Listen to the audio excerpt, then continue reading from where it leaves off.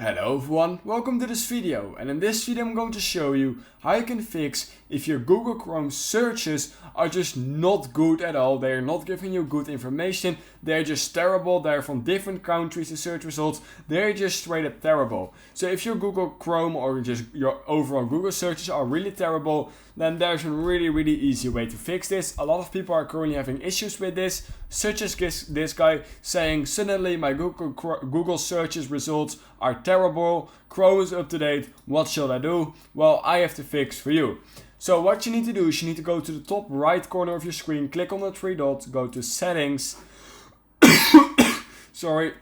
Now what we're going to do is we're going to click on extensions, and what we're going to do is we're going to disable all extensions you have that are VPN. So any VPN extension you have downloaded on Chrome, you need to first of all disable by simply switching this switch and then removing them, and make sure to do this with all VPNs you have installed, because this is the main issue that is causing weird and disordered and just straight up weird search results on Google. So yeah, make sure that all your Google VPN extensions are disabled, and that should fix the issue for you. If you did so, then please consider liking this video, subscribing to my channel, and I hope I'll see you in my next YouTube tutorial video.